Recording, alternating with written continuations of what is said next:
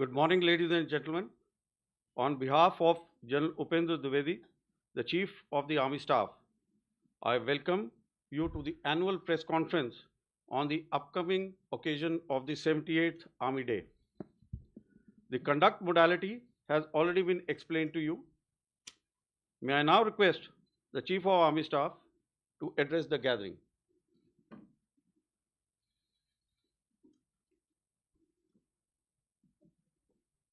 You will have to organize seat also for the lady. So, Jai Hind and good morning. I extend my New Year greetings to all of you and through you to every citizen of the country. As we also mark the auspicious occasion of Lodi Festival, Veterans Day and Army Day, I want to acknowledge the vital role you play in connecting the Indian Army with the nation. Your responsible and accurate reporting strengthens public trust and helps present the Army's work in its true perspective. Of course, Op Sindoor was a witness to both, that is the patriotism and over-enthusiasm. So the past year saw a sharp rise in the number and intensity of armed conflicts worldwide. These global shifts underline a simple reality. Nations that stay prepared prevail. In this backdrop, Operation Sindoor, India's calibrated and resolute response to cross-border terrorism, demonstrated our readiness, precision, and strategic clarity. Through our various initiatives, as part of JAY, that is Jointness, Atmanirbharta and Innovation, clarion call given by Honorable Prime Minister in September 25, Year of Reforms, given by Honorable Raksha Mantri in January 2025, and Indian Army's own Decade of Transformation, we can be justifiably very satisfied with the progress made during the year 2025. Now let me take on one by one, especially with the security issues. Northern Front. The situation along the Northern Front remains stable but needs constant vigil. Apex level interactions, renewed contact, and confidence building measures are contributing to gradual normalization of situation that has also enabled grazing, hydrotherapy camps, and other activities along the northern borders. With our continued strategic orientation on this front, our deployment along the line of actual control remains balanced and robust. Concurrently, capability development and infrastructure enhancement are progressing through a whole of government approach. As regards the Western Front, following the Pahalgam terror attack, a clear decision to respond decisively was taken at the highest level. Op Sindoor was conceptualized and executed with precision. Through 22 minutes of initiation on 7th May and an orchestration that lasted 88 hours up to 10th May, the operation reset strategic assumptions by striking deep, dismantling terror infrastructure, and puncturing the long-standing nuclear rhetoric. The Army successfully destroyed 7 out of the 9 targets and thereafter played a pivotal role in ensuring calibrated response to PAK actions. As you may be aware, Operation Sindoor remains ongoing. Any future misadventure will be resolutely responded to. Here I must acknowledge the proactive role of all stakeholders at the national level, including CAPFs, int-agencies, civic bodies, state administration, and other ministries, whether it's MHA, MAITI, Railways, and many more. Operation Sindoor was the best example of tri-service synergy under clear-cut political directive and full freedom to act or respond. In J&K, since 10th May, the situation along the Western Front and J&K remains sensitive but firmly under control. In 2025, 31 terrorists were eliminated, of which 65% were Pakistan origin, including the 3 perpetrators of the Pahalgam attack neutralized in Operation Mahadev. Active local terrorists are now in single digits. Terrorist recruitment is almost non-existent, only 2 in 2025. Clear indicators of positive change in J&K include robust development activity, revival of tourism, and peaceful Sri Amarnath Yatra, which saw more than 4 lakh pilgrims, exceeding the 5-year average. The theme of terrorism to tourism is gradually taking shape. As regards the Northeast, neutral, transparent, and decisive actions by security forces, along with many proactive government initiatives, have led to a marked improvement situation in Manipur during 2025. Peaceful conduct of Durand Cup, resumption of cultural festivals like Shiroi Lili, Sangai, and renewal of suspension of operations, that is SU, with Kuki insurgent groups in September 25, have been key markers of stability. In response to turbulence in Myanmar, a comprehensive multi-agency security grid comprising of Assam Rifles, Army, and Home Ministry is working towards insulating the Northeast from spillover effects. With successful conduct of phase 2 elections in Myanmar, we should be able to engage each other more effectively now. As regards the HADR, Humanitarian Assistance and Disaster Relief, the Army operated across 2 neighboring countries and 10 states. It rescued over 30,000 people, and during the Punjab floods in Pathankot, some of you would recollect the daring rescue of the CRPF personnel by an Army aviation helicopter from a collapsing building. In the border states, where I have delegated full authority to my div commanders, the Army was able to act even before formal requests were received from states. This reaffirms our role as the natural first responder during HADR crisis. Here, I must mention 14 Rajrif, Dharali, Uttarakhand, which lost 1 JSO 9 other ranks, continued to focus on the complete rescue operation and coordination at the initial stages. And that's what is the military motivation all about. Our 17 HADR bricks which we have planned are gradually taking shape pan-India. Now, the battle of the future will not be won by a single arm or even a single service. It will be a national level enterprise. The Honorable Prime Minister captured this vision through the mantra of Jai, where jointness integrates our effort, Atmanirbharta empowers our capability, and accelerated innovation drives ideas into action.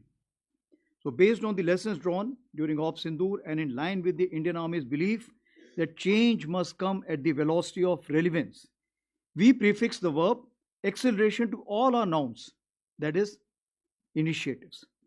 We followed what Subhash Chandra Bose once said, no real change in history has ever been achieved by discussions alone. It was a call for action, and I am happy to say that with guidance from the highest level, full trust of our Honorable Raksha Mantri, and encouragement from all stakeholders, the Indian Army has made significant strides. I shall now touch upon some important tangible updates on the 5 pillars of decade of transformation. Herein I must mention that the urgency for change has been catalyzed by the middle level officers of Indian Army and not by top down for a change. So the first pillar, that is the force restructuring, focuses on reviewing organizational structures to enhance multi-domain combat potency and utilize tail as teeth sharpener.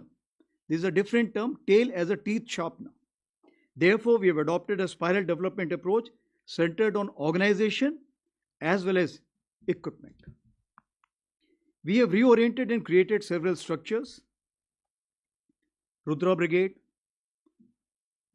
for high-tempo multi-domain operations, Bearer battalions, that is the light commando battalions for agility and disruptive effect.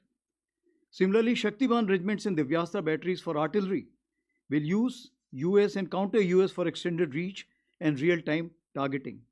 Ashni platoons of infantry platoons and some other organizations which are on the design board as of now will enhance precision, surveillance, and strike options at the tactical as well as operational level. All of this will enhance our cumulative combat effectiveness. A large number of government sanctioned letters for organizational change have been approved over the past 14 to 15 months, numbering approximately 31, including that of the path-breaking IBJization of a corps and raising of an aviation brigades. The TA recruitment also, as you are aware, physically commenced after a gap of 5 years in year 2025. Moving on to pillar number 2, Modernization and technological infusion remains a continuous and dynamic endeavor. Our modernization priorities focus on improving mobility and protection, strengthening network-enabled operations, enhancing communication system, deploying terrain-specific EW system, inducting new generation munitions, and expanding US and counter-US capabilities. Our immediate focus is on innovative kitting of legacy equipment or the platforms. The next phase involves developing new systems and finally culminating in network-enabled multi-domain operations. Advanced EW system, BrahMos, extended range, Pinaka, ELGR system, Pralay missiles, QR-SAM with extended range, Lotte munitions, drones, UCAVs are some game-changing equipment in the pipeline. As for the emergency procurement 1 to 6 are concerned, they have sharply reduced acquisition timelines and created opportunities for Indian industries. The funding has increased substantially, especially for EP6. For the first time, even the core commanders have been empowered with emergency procurement powers. The modernization of logistics has included induction of logistic drones and robotic mules in large numbers. Now, this induction is not enough. This time in the central sector itself, approximately 10 tons have been ferried by these logistic drones. Our army-based workshop, which played a key role during Operation Sindoor, have been reoriented from being repair facilities to research and development come production-oriented hubs. Atmanirbharta in ammunition, we are proud to say that 159 out of 175 ammunition categories Indian Army holds have been fully indigenized, that is over 90%. Technology infusion. As my predecessor, General Manoj Pandey, had emphasized, technology infusion is central to addressing future security challenges. And based on that, the year of 24 and 25 were also declared as the year of technology absorption. We have aligned ourselves with all major national technology missions, including 6G and the National Quantum Mission. A dedicated quantum lab has been established in MCT Mau. In August 25, we launched the Agni Shodh initiative with IIT Madras to harmonize research and development pathways tailored to our operational needs. AI incubation cell is working well at Bangalore in Bell premises. We have introduced India's first sovereign agentic AI in box, a major step towards national vision of self-reliant, battlefield-ready AI. In November 25, under the MOD initiative of Aditi, Raksha Mantri ji launched Indian Army's next generation unified AI platform, Ekam AI, as a secure mission-grade AI as a service ecosystem. We will now upgrade fine-tuned LLM to sovereign LLM for the same. That will remove all the biases which generally creep into the system. It will help us in effective integration of the battlefield surveillance system, ACCC Shakti, as well as CIDSS. The secure Sambhav mobile phone has proven highly effective, including during Op Sindoor, and phase 2 will enhance features is already underway. Now, continuing our drive towards a technology-enabled army, 2026 and 27 have been declared as the years of networking and data centricity. I say again, years of networking and data centricity. We understand that is in this age of acceleration, only one focus may not be adequate for the year. So all my PSOs will concurrently focus on one activity related to their domain of expertise. For example, year of habitat and military nutrition, year of innovation, touching lives, and of course, modern infra introduction. Moving ahead to the third pillar, that is system, process, and functions. We continue to refine organizational mechanisms to adopt best practices, improve efficiency, enhance outcomes, and gradually reorient manpower. Our warfighting doctrines are being updated to fine-tune multi-domain operations. Basically, the ability to fully succeed in all four quadrants. As you understand, all four quadrants of warfare include from non-contact, non-kinetic to contact kinetic. We have refined our tactics, techniques, and procedures across all domains to operate effectively in the broadened battle space, which includes air littorals, cyber, cognitive, EM spectrum, and space. As highlighted last year, we initiated the study on delayering of headquarters to achieve faster decision making. This study is nearly finalized and near simultaneously its implementation is also commenced. Last 2 year efforts on technology absorption has proved way for accelerated automation, thus introducing automated delegated decision making and facilitate the skip echelon mechanism. Under the Honorable Raksha Mantri's year of reforms, the DPM has already been revised and the DAP and PDS are advanced stage of revision. As for the fourth pillar is concerned, that is human resource, it remains the Indian Army's greatest strength, and our vision is of human amplification where technology enhances the soldier. Mind you, I keep saying that we must ride on the technology and not allow the otherwise. The welfare and empowerment of our personnel, veterans, Veer Naris and their families remain central to our ethos. Regarding women officers and women soldiers, feedback on performance has been quite encouraging. We are expanding progressively, and as I had mentioned last year, we are now test bedding limited entries into the Territorial Army Home and Hearth with 36 vacancies. We have also opened up medical non-tech as well as Army Education Corps for the same. As announced last year, all women skydiving display team at Batinda was created and now it has 12 members and they have completed approximately 520 jumps. To strengthen fiscal standards as a team all across the ranks and ensure fit mission-ready units, CPT 26 has been promulgated as a common physical proficiency benchmark from soldier up to the Chief of Army Staff. For the welfare of our veterans, Project Naman was launched in August 2024 with 14 centers. It's a single window for all requirements which a veteran may have. It has from 50 it has expanded to 100 and the 100th one will be inaugurated while at Jaipur by the Raksha Mantri ji during the occasion of the Army Day Parade. It's a great example of whole of nation approach, partnership with Sparsh, Maiti and private banks, HDFC Bank, Axis Bank. I would also like to thank the 9 banks who have supported our initiative of providing rupees 1 crore accident insurance to our soldiers and veterans, of course, with various preconditions. As regards veterans, all army commanders have personally reached out to all the governors and the chief ministers of various states for the convergence on veterans' welfare and their role in nation building. Veteran Achiever Awards has got a traction where we are already going to achieve 150 at the time of Army Day Parade.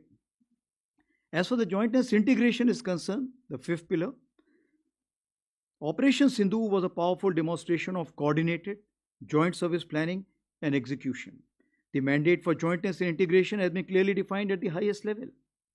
As you are aware, we are progressing towards integrated structures in form of theatre commands.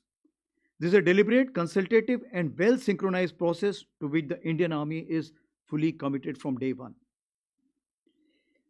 Now to expand the arc of jointness, multi-domain synchronization, accordingly the Army has expanded its arc of jointness to deepen cooperation with CAPFs and multiple ministries.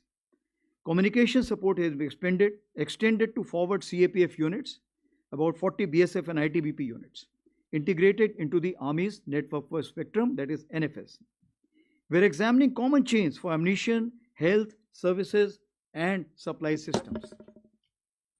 As for effective multi-domain operations execution, deeper civil-military industry collaboration will be essential. We have conducted convergence capsule at 28 locations along the border states, especially 8 border states where over 700 attendees from the civil side have been there. Even the Higher Command course, which is a classified course, has been opened up for 2 weeks this year for 40 participants from the policy, academia as well as the industry. Now in capability building development, the academia industry military troika remains central.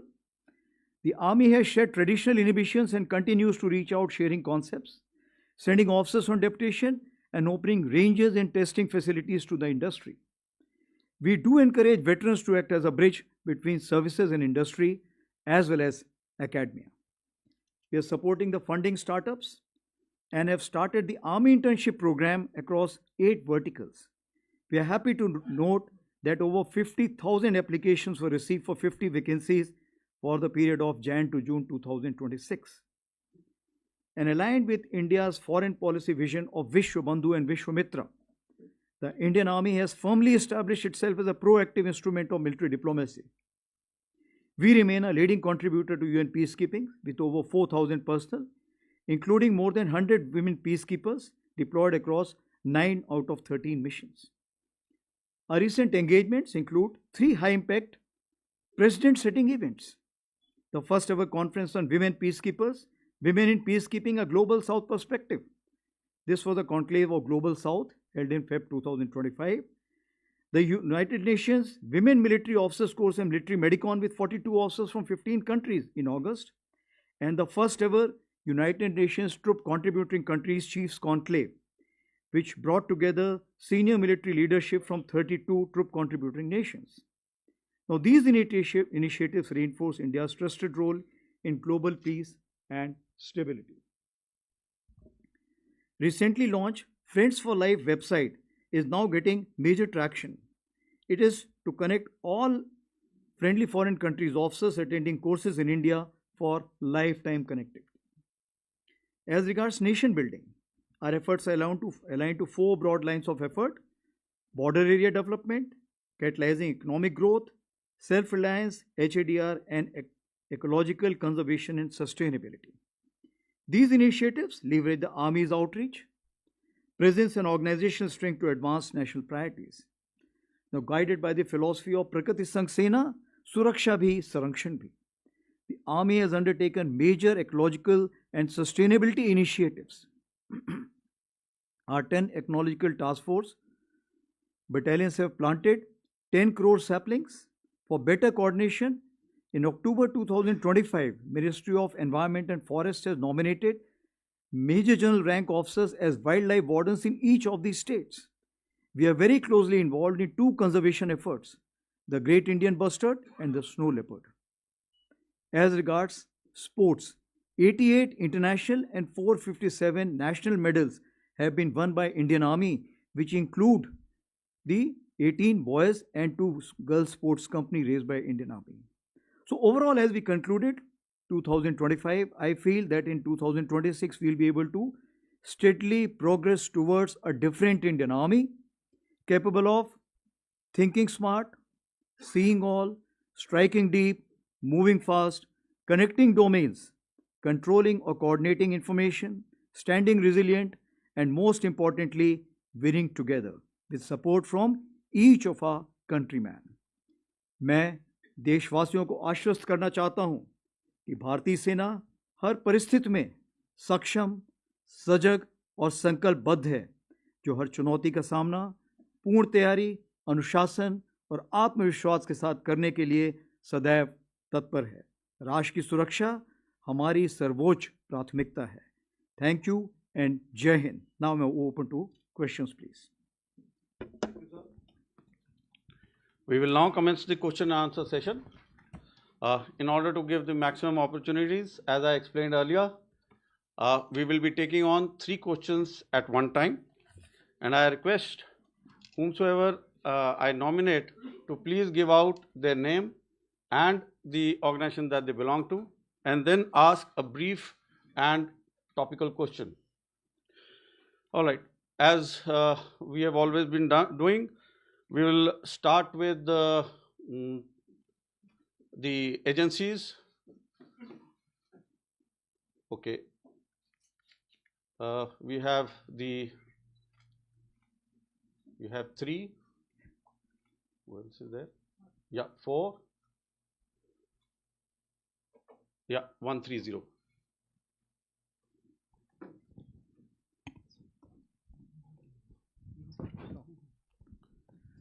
Sir, Namaste. I am Ajit Dubey from ANI, sir. Sir, you talked about, in your opening remarks, you talked about busting Pakistan's nuclear rhetoric, sir, during Operation Sindoor. Can you tell us how did the army do it, or how did the forces do it? And during the talks with DGMOs during the conflict, Was there ever any nuclear threat given by Pakistan Army? And sir, in recent past, we have seen that a major force restructuring has taken place, where you have been able to create a pool of over 1 lakh drone operatives. Was this necessitated by the Operation Sindoor, or was it in plans earlier also? And if you can tell us about the entire restructuring plan, sir, IBGs, Rudras, whatever the army is going to do in future. Thank you, sir. Hello sir, Krishna Mohan Mishra, Sputnik India से। Sir, operation सिंदूर में artificial intelligence का कितना इस्तेमाल हुआ, कितनी ज़रूरत समझी गई, और ख़ास तौर पर ऑपरेशन सिंदूर के बाद सेना ने आर्टिफिशियल इंटेलिजेंस का क्या क्या उसमें आगे बढ़ी है उसकी तैयारी में, और क्या भविष्य की तैयारी है, क्या भविष्य के कार्यक्रम है? सर, संदीप आईएनएस से। सर, मेरा सवाल ये है कि जब डीजीएमओ लेवल टॉक्स हुए थे और उन्होंने ये भी बात हुई थी कि जो फॉरवर्ड मूवमेंट है पाकिस्तान की तरफ से भी ऑपरेशन सिंदूर के दौरान, और उनको भी कम किया जाएगा, अभी फ़िलहाल क्या स्टेटस है? और कुछ खबरें ये भी हैं कि जो टेररिस्ट कैंप या जो ख़त्म किए गए थे वो दोबारा से जो है उन्होंने रिबिल्ड करना शुरू किया है, इसके बारे में क्या जानकारी सर? एक बार पहला पोर्शन दोबारा बताएंगे क्वेश्चन। सर, ऑपरेशन सिंदूर के दौरान जिस वक्त डीजीएम लेवल की टॉक्स हुई थी, उसमें ये भी बात कही गई थी कि जो एक्स्ट्रा फोर्सेस जो मूवमेंट किया गया था, फॉरवर्ड मूवमेंट था, वो ग्रेजुअली कम किया जाएगा। तो क्या पाकिस्तान की तरफ से ऐसा कुछ दिखाई दे रहा है कि उन्होंने जो फॉरवर्ड मूवमेंट था उसको कम किया है, जो डिप्लॉयमेंट है उसको कम किया? क्या चेंजेस आप एलओसी के आसपास देख रहे हैं सर, या आईबी के आसपास? सेकंड पार्ट क्या था? सेकंड पार्ट ये था कि सर जो टेररिस्ट कैंप आप लोगों ने जो बस्ट किए थे, निशाना बनाया था, उसके बाद से अब धीरे धीरे टेररिस्ट कैंप और ज़्यादा जो है वो जगह भी बदल रहे हैं और नए नए स्टैब्लिशमेंट भी हो रहा है, इसकी क्या जानकारी है सर? तो पहला मैं आपसे ही जवाब शुरू करता हूँ। जहाँ तक सवाल है कि ऑपरेशन सिंदूर के टाइम जो फॉरवर्ड मूवमेंट हुए थे, forward movement over a period of time हमारे डीजीएमओ एग्रीमेंट के बेसिस पे इसको हमने कम करना शुरू किया था, और इसको हमने वक्त दिया था कि तकरीबन हम इसको मई के आखिरी तक इसको हम पूरा करने की कोशिश करेंगे। और बीच बीच में डीजीएमओ टॉक्स होती रहती थी दोनों तरफ रीएश्योरेंस करने के लिए, ताकि कोई मिस इन्फॉर्मेशन ना रह जाए, और वो रीएश्योरेंस के मद्देनज़र हमने इसमें कार्रवाई की थी दोनों तरफ से। जैसे आपको पता है कि हम लोगों ने काफ़ी मोबिलाइजेशन किया था, काफ़ी हद तक मोबिलाइजेशन किया था, वो क्लासिफाइड है लेकिन काफ़ी किया था, तो उस मोबिलाइजेशन को धीरे धीरे हमने सही जगहों पे पहुंचाया हुआ है। जहाँ तक हमारे आइज़ एंड ईयर्स के सवाल हैं, चूँकि ऑप सिंदूर ऑन है इसलिए वो आइज़ एंड ईयर्स वो खुले रहेंगे, इसके तहत जो कुछ हमें कार्रवाई करनी है वो हमने आगे कर रखी है। जहाँ तक दूसरा आपका सवाल है कि टेररिस्ट कैंप के क्या हालात हैं, तो टेररिस्ट कैंप के हालात का मैं ये बताना चाहूँगा कि जितनी खबर हमारे पास है, तकरीबन 8 कैंप्स अभी भी हमारे ऐसे नॉलेज में हैं जो कि एक्टिव हैं, जिसमें से 2 तकरीबन आईबी के अपोजिट हैं और 6 एलसी के अपोजिट हैं। और इन कैंप्स में तकरीबन अभी भी हम समझते हैं कि किसी प्रकार की प्रेजेंस या ट्रेनिंग है, तो इसलिए हम उसके नज़र रखे हुए हैं, उसकी खबर कोशिश करते हैं हासिल करने की, और अगर कोई ऐसे दोबारा हरकत हुई तो हम ज़रूर उसको, जो हमारा इरादा है, हम उसको ज़रूर अंजाम देंगे। दूसरा सवाल था आर्टिफिशियल इंटेलिजेंस के ऊपर। आर्टिफिशियल इंटेलिजेंस के ऊपर सबसे मैं पहले ये बताना चाहूँगा कि आर्टिफिशियल इंटेलिजेंस कोई ऐसी चीज़ नहीं है जो कि आज शुरू हुई है। ये आर्टिफिशियल इंटेलिजेंस हमारे साथ हमेशा रही है, चलती रही है, इसके मायने बदलते रहे हैं, इसके दायरे बदलते रहे हैं। तो जहाँ तक सवाल है कि इसको हमने कैसे यूज़ में लाया, इस्तेमाल किया, तो सबसे पहली बात करेंगे प्रेडिक्टिव एनालिसिस। जैसे आपको पता होता है कि हमें दुश्मन कहाँ पर जाएगा, कहाँ पर बैठेगा, इन चीज़ों के बारे में पहले से ही ज्ञान होता है और पहले जो एक पैटर्न बना होता है। तो ऐसी जगहों पे हमारे पास कुछ सिस्टम्स होते हैं जिसके बेसिस पे हम उसको मॉनिटर कर सकते हैं, और जो हमारी वार्निंग लाइन्स होती हैं उस लाइन्स को हम उसके हिसाब से एक्टिवेट कर सकते हैं। उसी प्रकार से अगर देखा जाए तो हमारा किल चेन जो है, जिसको हम बोलते हैं, किल चेन के लिए ज़रूरी है कि सेंसर टू शूटर जो कनेक्शन है वो अच्छा होना चाहिए, इफेक्टिव होना चाहिए और टाइमली होना चाहिए। इस किल चेन को हमने काफ़ी इस बार इस्तेमाल में लाए, और वो काफ़ी इफेक्टिव होने के कारण हम सही जगह पर टारगेट को एड्रेस कर पाए। अब आगे आने वाले दिनों में आप क्या इसको चाहते हैं, आर्टिफिशियल इंटेलिजेंस हमें हर जगह चाहिए, चाहे फोर्स विजुअलाइजेशन है, चाहे एप्लीकेशन है, चाहे प्रिजर्वेशन है। उदाहरण के तौर पे मैं आपको बताऊंगा, जैसे एयर लिटोरल की हम बात करते हैं, इसमें हम देखते हैं कि बहुत ही ज़्यादा ड्रोन्स इस्तेमाल होंगे और बहुत ज़्यादा फ्लाइंग इक्विपमेंट इस्तेमाल होगा। तकरीबन 97% जो स्पेस है वो आर्मी के इक्विपमेंट से भरी रहती है। उसके लिए हमने कुछ कोशिश की है। सक्षम का हमने अभी एक कार्रवाई की है, जिसके लिए ऑलरेडी काफ़ी एडवांस स्टेज में है, जो एक ऐसा सॉफ्टवेयर बनाएंगे जो हमारे वहाँ पे फ्लाइंग इक्विपमेंट को मैनेजमेंट सिस्टम हमें प्रोवाइड करेगा। उसी प्रकार से आप देख लीजिए CICG, कुछ हमारे पास ऐसे सिस्टम हैं जो कि हमारे लॉजिस्टिक्स मेंटेनेंस के लिए हैं, वो सिस्टम्स भी इसी प्रकार की कार्रवाई करेंगे। और ये ऐसे सिस्टम हैं, चूंकि ये सिस्टम आगे बढ़ के तीनों सर्विसेज के सिस्टम्स को अपने साथ मिलाएंगे, तो इसमें आर्टिफिशियल इंटेलिजेंस का होना बहुत ज़रूरी है। तो कहने का ये मतलब है, आर्टिफिशियल इंटेलिजेंस आगे आने वाले दिनों में बहुत ज़्यादा बढ़ती जाएगी और किसी भी फील्ड में आप देखेंगे तो इसका महत्व बढ़ता जाएगा। तीसरा सवाल जो पूछा है अजीत जी ने, उन्होंने पूछा है कि न्यूक्लियर रेटोरिक का क्या मतलब है और फोर्स स्ट्रक्चर। तो फोर्स स्ट्रक्चर तो एक सब्जेक्ट ही अपने आप में है, तो मैं उसके बारे में आके बाद में बात करता हूँ।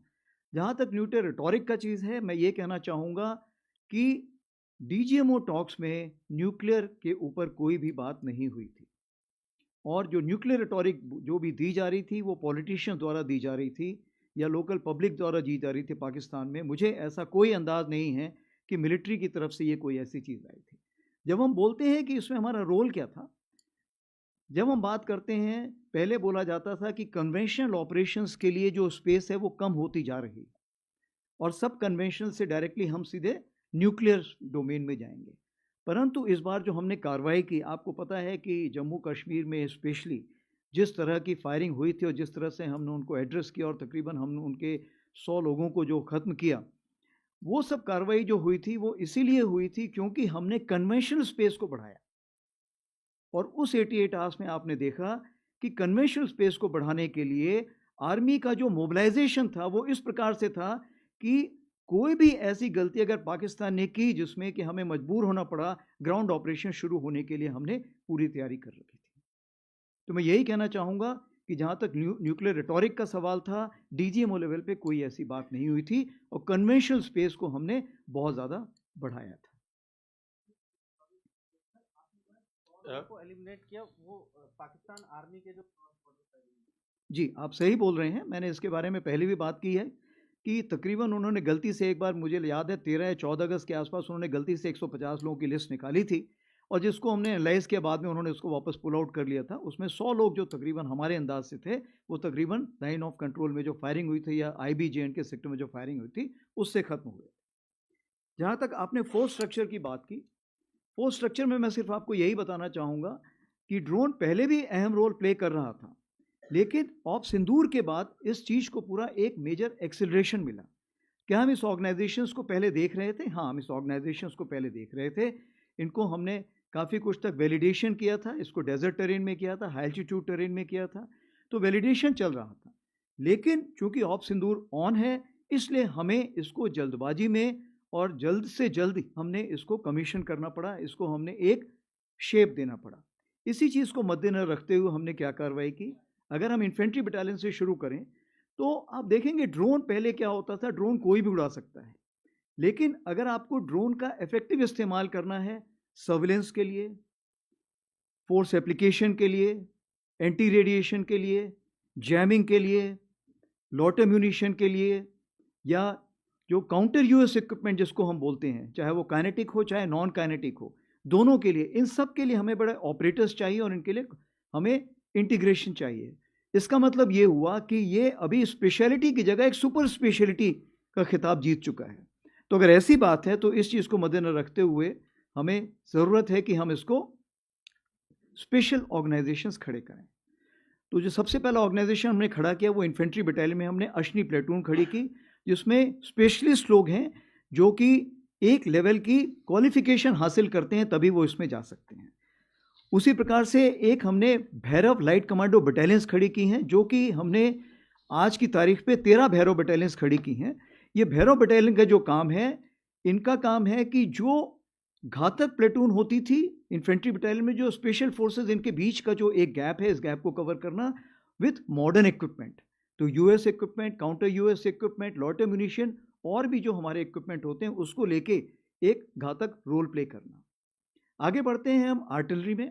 आर्टिलरी में अगर हम बात करें तो एक दिव्यास्त्र हमने बैटरी बनाई है। दिव्यास्त्र बैटरी का ये मतलब है कि वो आरटी रेजिमेंट के अंदर रहेगी और वो एक डिव कमांडर को सपोर्ट प्रोवाइड करेगी अगेन यूएसएन, काउंटर यूएसएन, लॉट एम्यूनिशन के लिए। जो हमारी शक्तिमान रेजिमेंट है, जो अभी हमने 3 खड़ी कर रहे हैं शुरू करने के लिए और बाद में 12 खड़ी करेंगे, फिर इसको और आगे बढ़ाएंगे।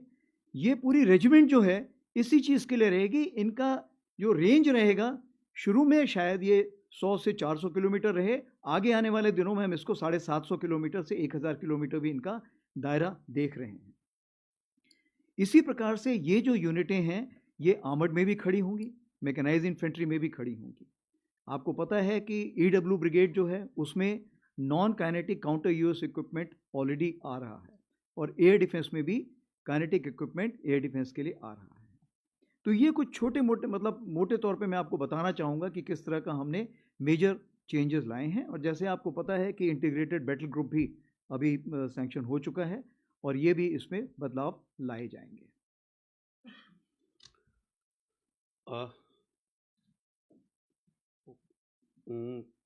All right, 117, 35 and 85. Namaste, sir. I am Rajesh Roy from American News Agency, the Associated Press. Wanted to ask, how is the broader understanding at LAC with China holding on thus far, and how do you see the chances of both pulling back tens and thousands of forces from the front line? It has been 5 years since Galwan.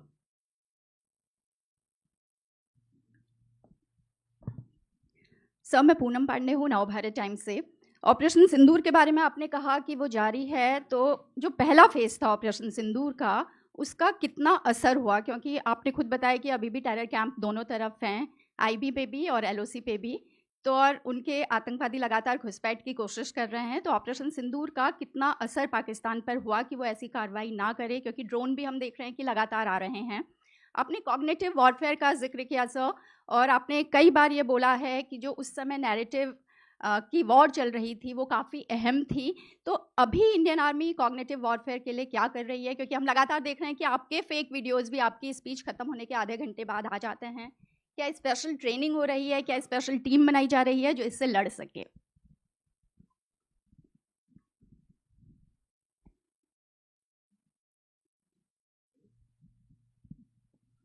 नमस्ते sir, मैं मंजीत नेगी हूँ आज तक से।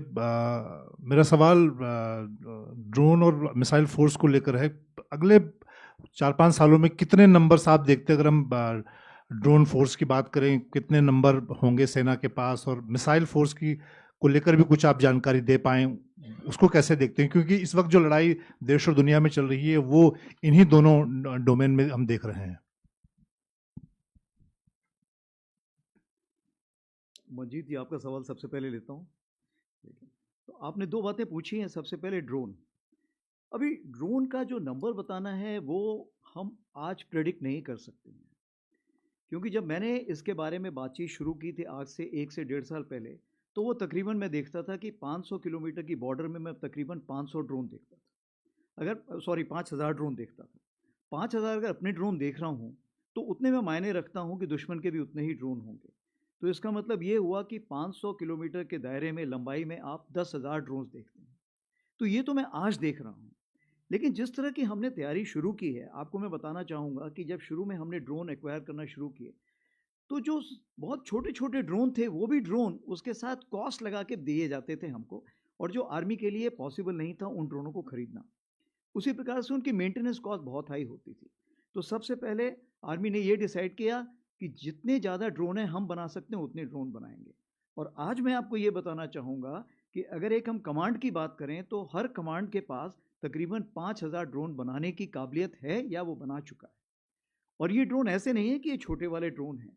अभी recently जो हमने एक फील्ड फायरिंग रेंज में जब चेक किया था तो तकरीबन 100 किलोमीटर तक का भी हमने ड्रोन टेस्ट फायर कर लिया है और हम उसको और भी आगे रेंज पे ले जाना चाहते हैं। तो मैं आपको ये बताना चाहता हूँ कि with in the army only हमने आत्मनिर्भरता का बीड़ा उठाया हुआ है। वो क्यों? ताकि जो इंडस्ट्रीज़ हैं वो हमारा बेंचमार्क समझें और समझें कि हम कितना एडवांस कर चुके हैं। इसमें आपको ध्यान देना चाहिए कि जो हमने ईयर ऑफ टेक्नोलॉजी एब्जॉर्प्शन किया था, तब हमने 3 चीज़ की थी। हमने लीडर्स जो टेक्नोलॉजी को समझते हैं, हमने टेक्नो कमांडर्स बनाए थे और टेक्नो वॉरियर्स बनाए थे। तो इसलिए इस टेक्नोलॉजी को एब्जॉर्ब करने में हमें कोई ज़्यादा वक्त नहीं लगा। अब आगे आने वाले दिनों में मैं यही कहना चाहूँगा कि ये नंबर जो मैंने 10,000 बताया है, ये शायद 20,000 भी जा सकता है और ये लाख भी जा सकता है। ये डिपेंड करता है कि आप कितनी जल्दी इसको वहाँ पे लाना चाहेंगे। और ये जो लड़ाई है ये 4 दिन की चलेगी ऑप सिंदूर जैसे, या 4 साल की चलेगी यूक्रेन रशिया वॉर जैसे। तो जैसे ही लड़ाई जितनी चलती जाएगी, हमारे पास इतनी काबिलियत होनी चाहिए कि हम उतने ड्रोन बना सकें। ये बात है। जहाँ तक दूसरा आपने सवाल जो पूछा था, दूसरा सवाल आपका था मिसाइल फोर्स के बारे में। तो क्या मिसाइल फोर्स की हमें ज़रूरत है? जवाब है हाँ। आज आप देखेंगे रॉकेट और मिसाइल दोनों एक दूसरे में शामिल हो गए हैं, क्योंकि अगर हमें इम्पैक्ट में पहुंचाना है तो रॉकेट भी पहुंचा सकता है, मिसाइल भी पहुंचा सकता है। इसीलिए हमसे अगर आप पूछिए तो हम रॉकेट मिसाइल फोर्स की तरफ देख रहे हैं, क्योंकि पाकिस्तान ने, जैसे आपको पता है, उसने रॉकेट फोर्स एक आर्मी के तहत खड़ी की हुई है। आपको पता है कि चाइना ने भी ऐसी फोर्स खड़ी की हुई है। तो ये समय की मांग है कि हमें ऐसी फोर्स खड़ी करनी पड़ेगी। उस चीज़ को मद्देनजर रखते हुए, जैसे हमारा पिनाका है जिसको 120 किलोमीटर की रेंज में चेक किया गया है, हमने ऑलरेडी कुछ कॉन्ट्रैक्ट साइन किए हुए हैं रॉकेट के जो 150 हैं, जिसको हम बाद में 300-450 किलोमीटर की भी रेंज पे भी देखेंगे। उसी प्रकार से आपने प्रलय के बारे में अभी सुना होगा, क्या कार्रवाई हो ही रही है। ब्रह्मोस तो आपको पता ही है। कुछ और भी ऐसे सैंक्शंस हमारे पास हैं जिसको हम आगे लेके जाएंगे। तो मैं यही आपको सारांश में बताना चाहूँगा कि ये समय की ज़रूरत है और इसको हम जितनी जल्दी इसको ऑर्गेनाइज करें उतना हमें इफेक्टिवनेस लाने में फ़ायदा होगा। अब हम बात करते हैं पूनम जी की। पूनम जी ने पूछा है कि ऑप सिंदूर में पाकिस्तान के ऊपर कितना इफेक्ट पड़ा है और ड्रोन जो दिखाए दिए हैं उसके बारे में क्या कहना है। तो सबसे पहले मैं ये बताना चाहूँगा कि ऑप सिंदूर के बाद जो हमारा टेररिस्ट इनिशिएटेड इंसिडेंट है वो तकरीबन ख़त्म हो चुका है। मैंने आपको जैसे बताया कि उसी प्रकार से जो एक्टिविटीज़ हैं वो बहुत कम हो चुकी हैं। इसका मतलब ये नहीं है कि हमने J&K में कोई किसी प्रकार की कमी पेशी की है या कोई हमने किसी प्रकार की फ़ौज को वहाँ से निकाला है। हमने उतना ही दबाव बना के रखा हुआ है। जैसे मैंने आपको बताया कि क्या वापस बाहर के जो कैंप्स हैं, जो वेस्ट साइड कैंप्स हैं, जिसके बारे में मैंने अभी बताया कि 8 कैंप्स अभी भी वहाँ पे एक्टिव हैं हमारी नॉलेज में, और उस पर अभी भी लोग बैठे हुए हैं। कितने बैठे हैं ये अलग अलग इसके सोच विचार हैं, बट हमारी तरफ से अगर देखा जाए तो तकरीबन 100 से 150 लोग हो सकता है वहाँ पर बैठे हों। जहाँ तक पॉलिटिकल रिटोरिक है या जहाँ तक जो हुर्रियत जो उस साइड है, पाकिस्तान है, क्या वो पूरी तैयारी कर रही है? मेरे हिसाब से पूरी तैयारी कर रही है। क्या पाकिस्तान उन लोगों को शह दे रहा है जो इस चीज़ को, रेडिकलाइजेशन को और लोगों को मोटिवेट करते हैं यहाँ पे आने के लिए? हाँ, वो कार्रवाई चल रही है।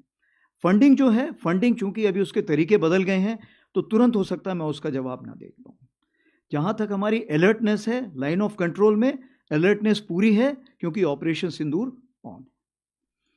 जहाँ तक ड्रोन का सवाल है, ड्रोन ये आपको देखना ये कौन सा वक्त है। ये वक्त जो है हमारा 15 जनवरी और 26 जनवरी के काफ़ी पास का वक्त है।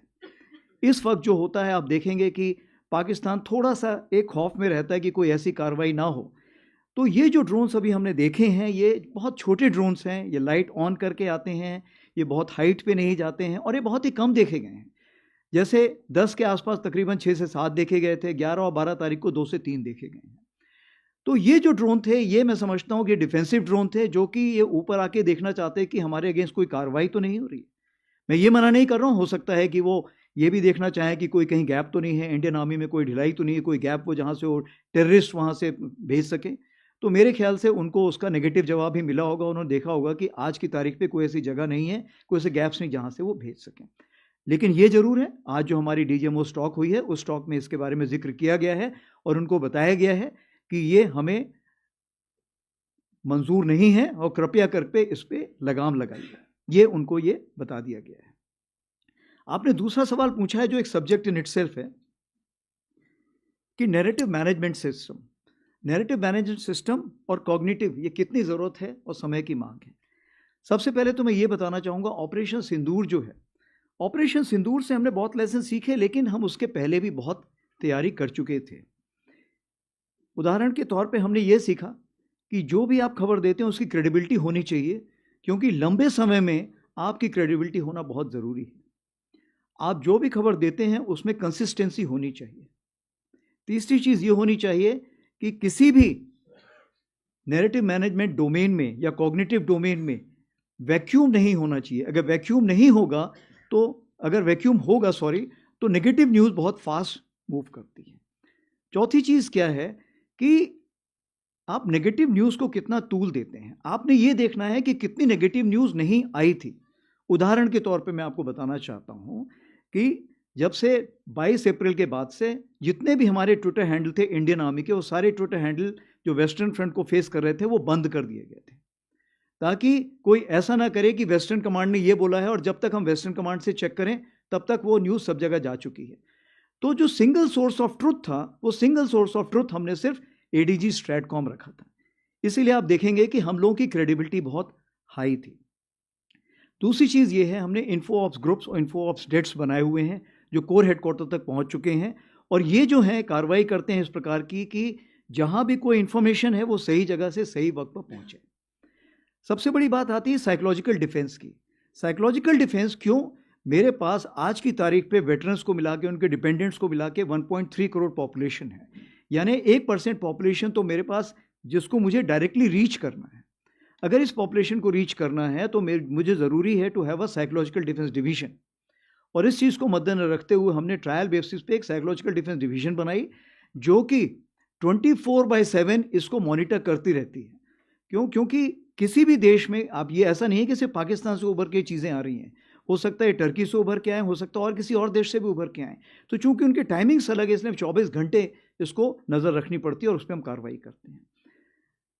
इसमें चूंकि होल ऑफ नेशन अप्रोच होता है, तो जैसे आपको पता है कि एक सेंट्रल सेल बनाया गया था जिसमें हर मिनिस्ट्री के लोग बैठे हुए थे और फेक न्यूज़ को वो काउंटर कर रहे थे और करेक्ट न्यूज़ देने की कोशिश कर रहे थे।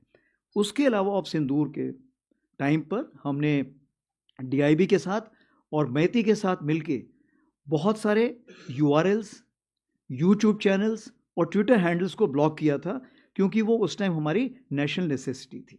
और ऑफ कोर्स फेक न्यूज़ के ऊपर फेक स्टैंपिंग तो हम खुद ही उसी वक्त लगाते थे जैसे हमको पता लगता है। तो मैं आपको यही कहना चाहूँगा, हमारी तैयारी बहुत थी, और अगर आप उस ट्वीट को देखें जिसको हम बोलते हैं जस्टिस सर्व्ड ऑपरेशन सिंदूर, आज की तारीख पे वो 23 मिलियन हिट्स ले चुका है। Thank you. All right. Oh sorry, हाँ, हम लाइन ऑफ एक्चुअल कंट्रोल की बात करें तो लाइन ऑफ एक्चुअल कंट्रोल में जैसे मैंने आपको बताया कि आज की डेट पे इट नीड्स कांस्टेंट विजिल। इसका मतलब ये हुआ कि हम धीरे धीरे दोनों साइड्स अपना ट्रेस फैक्टर बढ़ाने की कोशिश कर रहे हैं।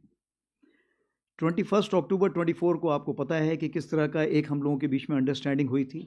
उसके पहले कज़ान में दोनों टॉप लीडर्स मिले थे, उसके बाद आई थिंक तियानजिन में मिले थे, और दोनों के बीच में, इस टाइम के बीच में हमारी SR लेवल की मीटिंग्स हो चुकी हैं, उसी प्रकार से हमारी WMCC मीटिंग्स हो चुकी हैं, और इन सब, उसके अलावा हमारे रक्षा मंत्री जी 2 बार मिल चुके हैं उनके रक्षा मंत्री जी से, हमारे फॉरेन मिनिस्टर मिल चुके हैं उनके फॉरेन मिनिस्टर से। So, since you spoke in English, I'll answer in English hereafter. So, as a result, now what is happening, that there is a kind of a sense of urgency and sense of acceptance from both the sides to keep the borders as calm, as quiet as possible. And how to go about it? How to go about it? Firstly, to keep the communication open. So now what we have done, that we have various levels of talking echelons. They speak to each other and make sure the minor issues are resolved at that place and not made into a major issue.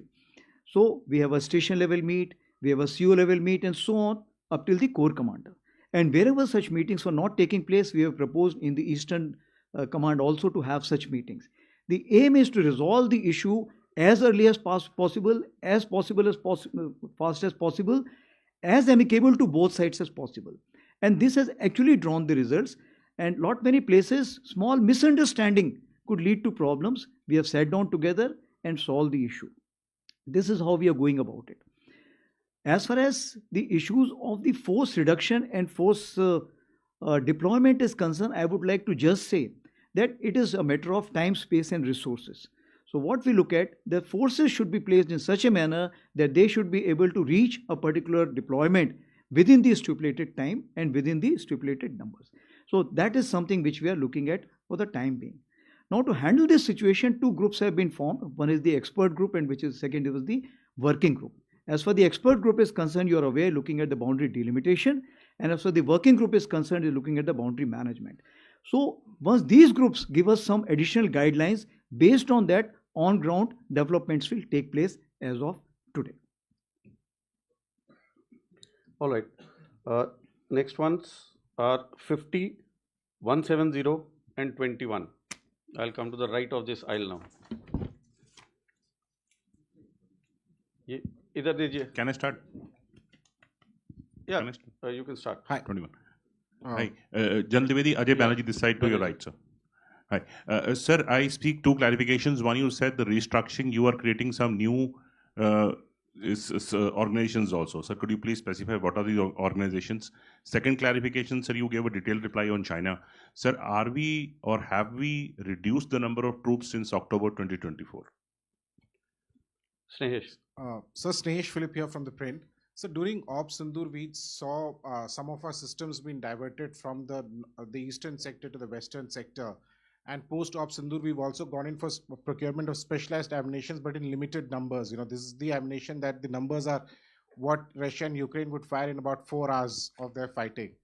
Are we focusing too much on piecemeal procurements, leaving the larger procurements at stake, sir? For example, when it comes to the towed gun system, the TGS that has been spoken about, or the light tanks, or for that even like a VAP. Are we not looking at procurements, fast-tracking procurements of larger systems in larger numbers other than this piecemeal? Thank you, sir. Madhurendra. उधर दीजिए. Sir Madhurendra, मैं news nation से. Sir, current warfare को देखें या operation सिंदूर को देखें, air defence system की जिस तरह की ज़रूरत महसूस हुई और इस क्षेत्र में जो भारतीय सेना इस वक्त काम कर रही है, उसका डिटेल में जानना चाहूँगा कि किस तरह से हम एयर डिफेंस सिस्टम्स को और ज़्यादा मजबूती दे रहे हैं. क्योंकि आपने खुद एग्जांपल दिया कि हम 4 दिन के वॉर में भी जा सकते हैं और 4 साल के रसिया यूक्रेन वॉर की तरफ भी जा सकते हैं. इस वक्त हम देख रहे हैं कि यूक्रेन को किस तरह से एयर डिफेंस सिस्टम की ज़रूरत महसूस हो रही है जब रूस लगातार हमले कर रहा है. तो भारत इस क्षेत्र में किस तरह से तैयारी कर रहा है. मेरा दूसरा सवाल सर बांग्लादेश को लेकर है. हम request you to all of you to limit it to बस one छोटा question, सवाल please. सर, क्योंकि Okay, बांग्लादेश this को is the लेकर last one, please. Yeah. Bangladesh को लेकर कोई अभी तक सवाल नहीं हुआ. 2 फ्रंट वॉर की स्थिति के लिए हम हमेशा तैयार रहते हैं, लेकिन आज की तारीख में हम देखें तो बांग्लादेश भी एक ऐसा हॉट स्पॉट बन गया है जहां पर हम देखें तो पाकिस्तान के साथ जो उनके समीकरण हैं वो भारत के लिए अगले खतरे के तौर पर दिखाई दे रहे हैं, चाहे आतंकवाद का खतरा हो या बॉर्डर के डिस्प्यूट का खतरा हो या फिर बॉर्डर के क्रॉस टेररिज्म का खतरा हो. तो उसको लेकर भारतीय सेना किस तरह से देख रही है.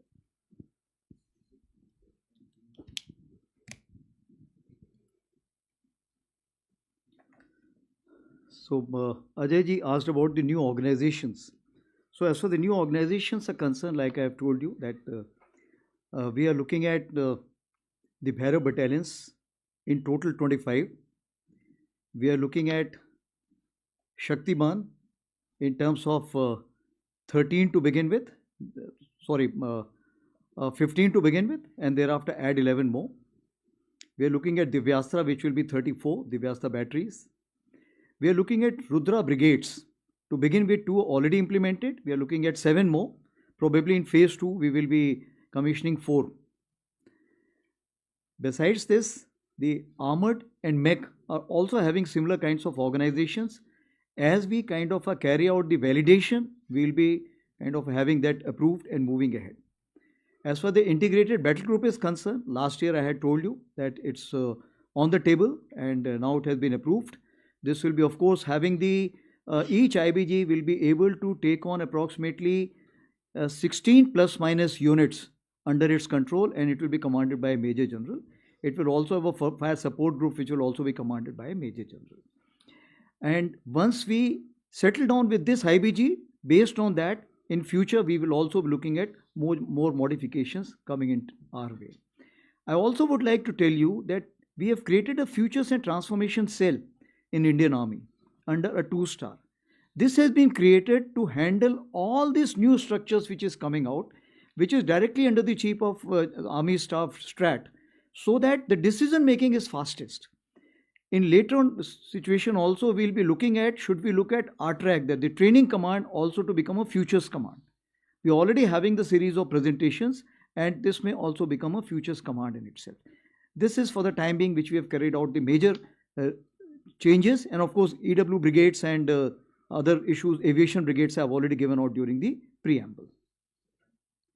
The second issue which I've asked is basically the troops relocation.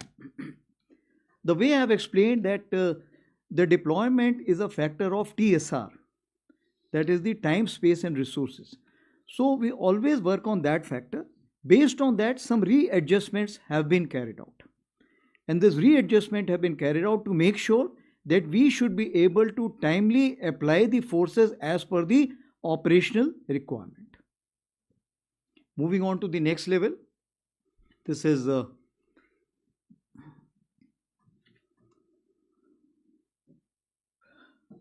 you had asked for the spatial ammunition, and also you had asked for something else.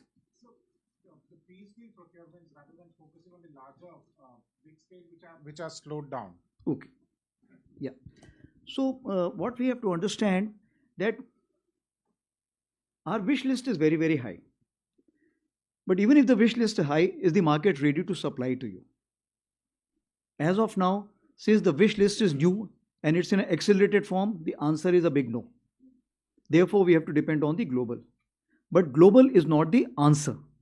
Therefore, what we look at, that long-term acquisition will only be carried out based on the Atmanirbharta call. That is why you are finding that the EP which has been carried out is, we have to firstly identify which is the Indian equipment which is suiting us. So the Indian manufacturers are providing us some equipment.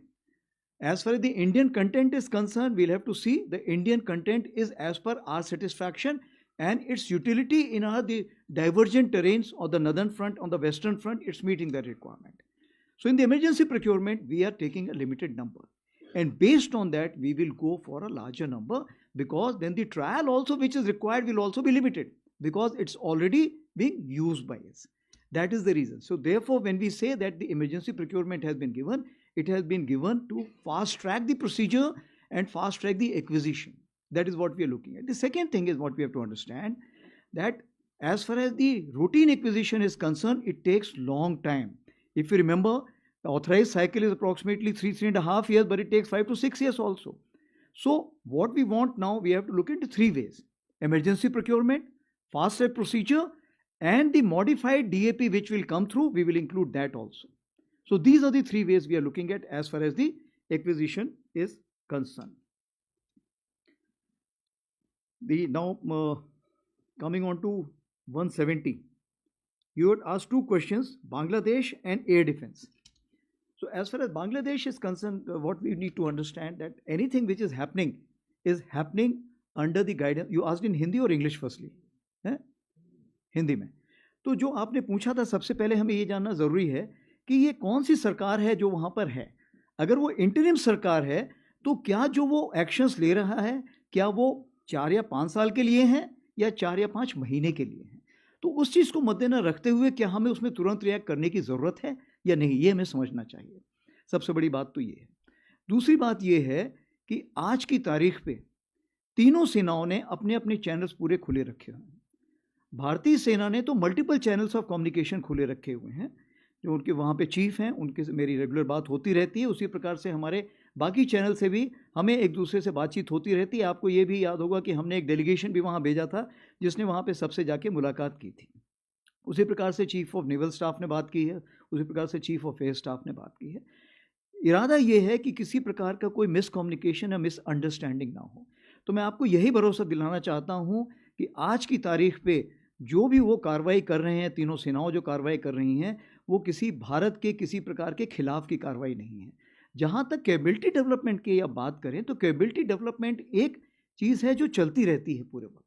Bharat भी कर रहा है, बाकी देश भी कर रहे हैं, तो वो सबको ऊपर लागू है, वो अपनी कैपेबिलिटी डेवलपमेंट कर सकते हैं. जहाँ तक हमारी तैयारी है, हम उसको क्लोजली मॉनिटर कर रहे हैं. हमारा जो कोर ग्रुप होता है इसके बारे में बातचीत करता रहता है और ये देखता रहता है कि कोई ऐसा कोई मिसकम्युनिकेशन ना हो जिससे कि बात आगे बढ़ जाए। और जहाँ हमें एश्योरेंस चाहिए हम उनसे लगातार बात करते रहते हैं। हमारी आपस में ट्रेनिंग के भी एक्सचेंज हो रहे हैं, हमारे भी ऑफिसर्स वहाँ NDC के लिए जा रहे हैं, उनके भी ऑफिसर्स यहाँ पे आ रहे हैं, तो उस मिलिट्री रिलेशनशिप में किसी भी प्रकार की कमी पेशी नहीं आई। आपने अगला सवाल पूछा था आर्मी एयर डिफेंस के ऊपर। तो आर्मी एयर डिफेंस के ऊपर हमने सबसे बड़ी चीज़ ये देखी कि आर्मी एयर डिफेंस जो है हर लेवल पर है, यानी कि स्पेस से शुरू होता है, वो नीचे हमारा कहना चाहिए 30 से 150 मीटर तक जाता है, क्योंकि आपने देखा जो उनके FPV ड्रोन्स आते हैं, जो आते हैं वो आपके इसी रेंज पे आएंगे, हाइट पे आएंगे। तो इसका मतलब ये है कि जो कुछ लेयर शुरू में हमने छोड़ दी थी, जैसे कि पहले हम Zu-23, L-70 इन सबको हम समझते थे ऑब्सलीट इक्विपमेंट हो गए हैं, हमने इनको अपग्रेड किया था क्योंकि हमारी ज़रूरत थी। आज की तारीख पे उनकी अहमियत बहुत ज़्यादा बढ़ गई है और उनको हम आर्टिफिशियल इंटेलिजेंस में अपग्रेड कर रहे हैं। उसी प्रकार से जो हमारे रडार्स थे, जो रडार्स बड़ी चीज़ें देख सकते थे, छोटी चीज़ें नहीं देख सकते थे, उनकी अहमियत तो है, लेकिन जो छोटे क्रॉस सेक्शन के रडार्स देख सकते हैं, जो ड्रोन देख सकते हैं, उनकी अहमियत बढ़ गई है। इसीलिए जो लास्ट हमारा फास्ट ट्रैक प्रोसीजर था, इसमें हमने LLR काफ़ी खरीदे हैं। क्यों? क्योंकि आज की तारीख पे छोटे जो ड्रोन्स हैं वो उनकी नज़र में आते हैं। तो हमें आज की तारीख में काबिलियत चाहिए जो छोटे ड्रोन्स देख सके और छोटे ड्रोन्स को एंगेज कर सके। तो ये जो हमारी एयर डिफेंस यहाँ से शुरू होती है। उसके अलावा आपको पता है कि QR-SAM जो मॉडिफाइड है, आकाश प्राइम आपको पता है जिस पे हम कार्रवाई कर रहे हैं, उसी प्रकार से LR-SAM भी कार्रवाई हो रही है। और ये सारे जो हैं, ये सुदर्शन चक्र जो हमारे प्रधानमंत्री जी ने भी अनाउंस किया था, ये उसके तहत शामिल हो जाएंगे। और इस चीज़ को हमारी DRDO देख रही है, जिसमें कि सोर्ड एंड शील्ड का कॉन्सेप्ट है, यानी देखो, उसको एंगेज करो और डिस्ट्रॉय करो, तीनों चीज़ उसमें शामिल होंगी। और इसमें हमने एक हमारे ब्रिगेडियर भी वहाँ पे DRDO में पोस्ट कर दिए गए हैं, जो इस चीज़ में पूरी प्लानिंग स्टेज से शामिल हैं, ताकि सुदर्शन चक्र जो हमारा कॉन्सेप्ट आएगा वो हर जगह पर उसमें आर्मी, एयरफोर्स और समन्वय रहे नेवी के साथ भी। All right, 79, 11 and 12. Good afternoon, sir. I am Shivani Sharma from India Today. Where are you? Sir, Yes, this side. she's here. Okay, Shivani. Sir, we had seen that after Pahalgam attack and prior to Operation Sindoor, there were a number of ceasefire violations along the line of control. After Operation Sindoor, is there a change in the pattern of ceasefire violations and terror launch pads across the line of control? And your insight on the recalibration of forces south of Peer Panjal? So this is Manu Pabi from the Economic Times in the middle, sir. So can you tell us a bit more about your budget priorities? Budget is upcoming. There's a lot of changes which the army has gone through. And what kind of money are you seeking more, and what will the spending priorities be in the coming years? So, Rahul Singh this side from Hindustan Times. So you talked about the gradual normalization of the situation along the northern borders, but and efforts being made by both sides to kind of keep things calm.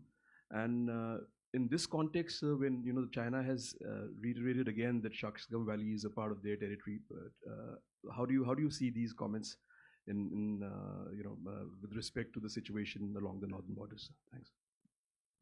Okay. So Shivani ji, you have asked basically about the ceasefire violations. So let me tell you that in 2025 there were 139 ceasefire violations which took place, but majority of them were basically during the 124, if I can say that specific, were during the Ops Sindoor. And the balance one which are there were minor ones. What happens when a new unit comes? By the time, at times, if you have served in, of course you won't have served in LC, but what I'm saying is, in line of control, when the tree also moves, it looks like that people are coming to attack you. So when the new unit, especially in case of Pakistan, the new unit moves, they are generally at times scared and they carry out a prophylactic firing. In our terms, prophylactic firing will also be looked at as ceasefire violation. So that is the kind of ceasefire violation has taken place. Otherwise, no major ceasefire violation has taken place. The second issue, what you have asked, is recalibration of forces south of Peer Panjal. So as far as forces are concerned, as of today, we are not relenting at all.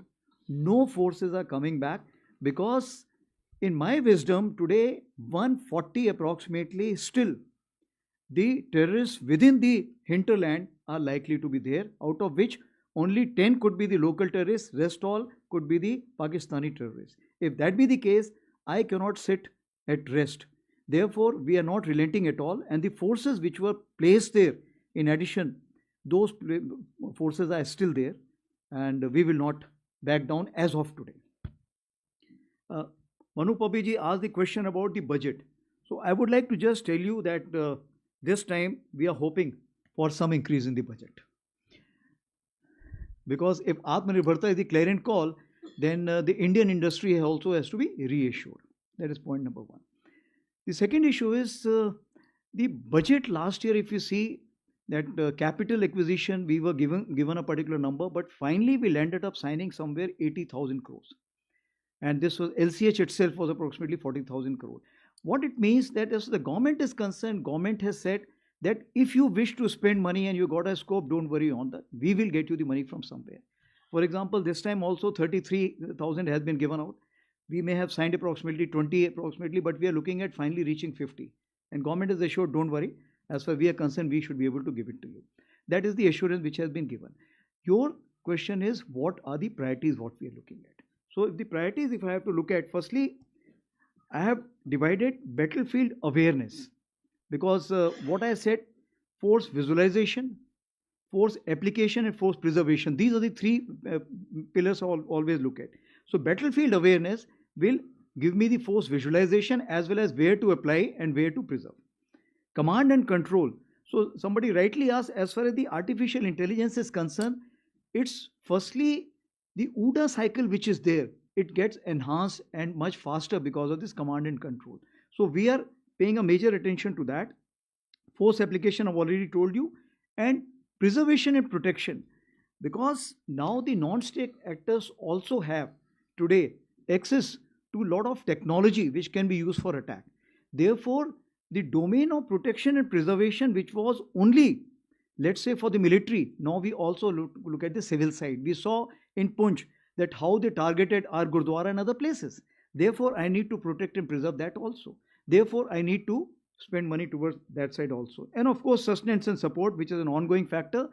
It's more applicable to the army because it's a large army, and our revenue expenditure, even for sustaining in terms of ammunition, arms, and the equipment, including kitting, comes from the revenue. Therefore, it will always remain very high for us. So this is as far as your question is concerned. Then Rahul ji, you asked about the Northern Front and about the Shaksgam Valley. So as the Shaksgam Valley is concerned, India considers 1963 agreement between Pakistan, China as illegal. Therefore, any activity in Shaksgam Valley is concerned, we do not approve of it. And in this terms, MEA has already issued the statement. Therefore, the joint statement which has been issued in China, what I understand about the CPEC 2.0, we do not accept it, and we consider that it is an illegal action which is being carried out by the two nations. Right, ladies and gentlemen, we are coming to the probably the last set of questions. So we'll have 63, 68 and 80.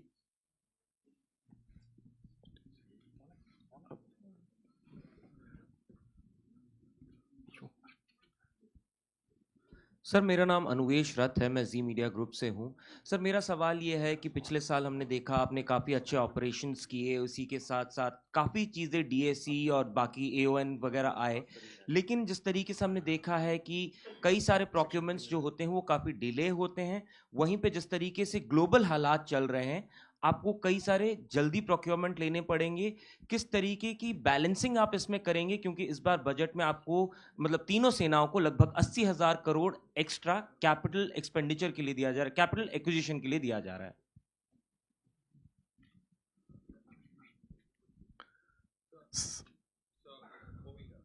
Srinjoy, your mic is not working. Please give him another mic. This was in Hindi or English? Hindi. English. Anush. Hindi? Yes, sir. So, there's been a lot of talk about the striker. Is the army interested in the striker? And also, sir, in the last DSE, there was this huge consignment of tanks that were going to be overhauled. Very, very large number. Now, as far as the previous case was concerned with the earlier batch, there seemed to be some unhappiness about it in terms of quality, in terms of time. So could you just tell us where it stands?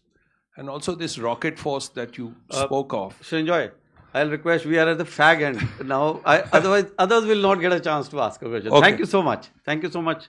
Thank you so much. Sir मैं हरेन चौधरी रक्षा समाचार से sir sir मेरा सवाल है कि artillery को लेकर के रेंज बढ़ाने की बात हो रही है और आईआईटी मद्रास ने रिसेंटली अभी कहा है कि हम रेंज बढ़ाने वाले हैं, तो भारतीय सेना कब दुनिया की पहली सेना बनेगी जो एक्सटेंडेड रेंज आर्टिलरी जो रैमजेट इंजन के साथ होगी वो जो है इंडक्ट करेगी, कब तक ये होगा? और दूसरा सवाल मेरा जोरावर टैंक को लेकर के है सर, उसका भी क्या स्थिति है और कब से उसके यूजर ट्रायल शुरू होंगे और कब भारतीय सेना में शामिल होगा? Thank you. ओके, तो पहले मैं रक्षा समाचार का सवाल लेता हूँ। जहाँ तक आरटी रेंज का सवाल है, आरटी रेंज जैसे आपने बताया कि आप सिर्फ आरटी गन की बात कर रहे हैं, और चूंकि आरटी गन की बात कर रहे हैं तो इसमें जहाँ तक मैं खुद वहाँ पे आईआईटी मद्रास गया था, मैंने उनकी वहाँ पे प्रोग्रेस देखी, तो मैं आपको ये बताना चाहता हूँ कि वो काफ़ी इनकरेजिंग प्रोग्रेस है। और अभी टाइमलाइन तो उसमें हम फिट नहीं कर सकते हैं क्योंकि टाइमलाइन बताना बहुत मुश्किल होता है, बट ये है कि काफ़ी प्रोग्रेसिव फीडबैक आया है और रैमजेट टेक्नोलॉजी जैसे ही आएगी हमें लॉन्गर रेंजेस मिलनी शुरू हो जाएंगी। और इस रैमजेट टेक्नोलॉजी को मार्टी गन्स पे फिर नहीं रोकेंगे। फिर जहाँ तक हमारे पिनाका जो हैं, तो पिनाका रॉकेट में भी अगर हम इसको लगा सकते हैं तो हमें इससे ज़्यादा रेंज मिलने का फ़ायदा होगा। और ये रैमजेट टेक्नोलॉजी ऐसी है कि आगे भी इस्तेमाल होती रहेगी। उसी प्रकार से डीआरडीओ भी इस टेक्नोलॉजी पे काफ़ी काम कर रहा है। तो मेरा तो सोच विचार ये है कि 2026 के सेकेंड हाफ में हमें इसमें काफ़ी सफलता हासिल हो जानी चाहिए। दूसरा आपका सवाल था जोरावर टैंक के बारे में। तो जोरावर टैंक अभी तक सिर्फ एक बनाया गया है जो कि हाई एल्टीट्यूड में अभी डिप्लॉयड है।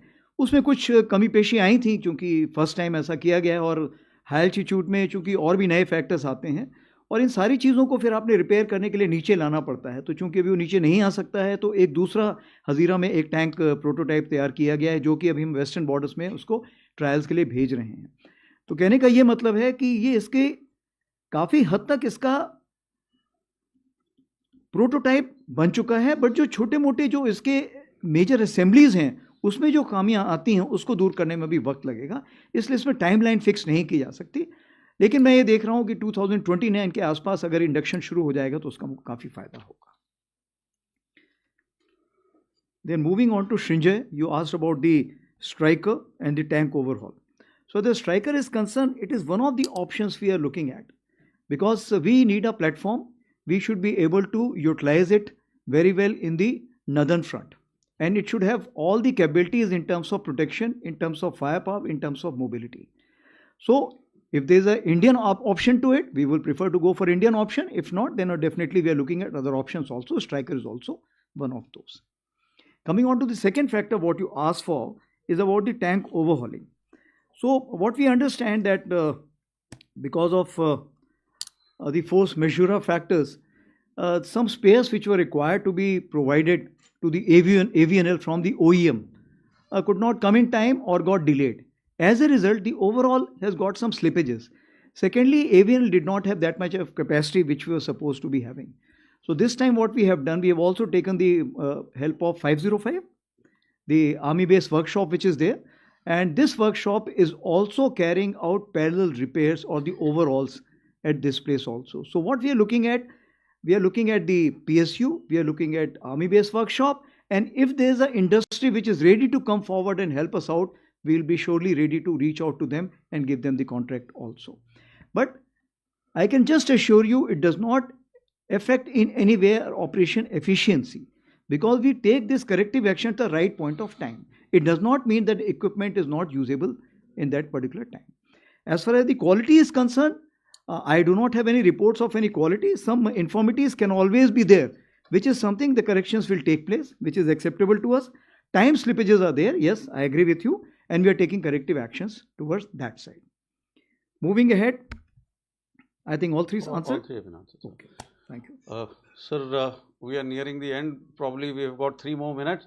We'll take probably one question or two. Okay, one set.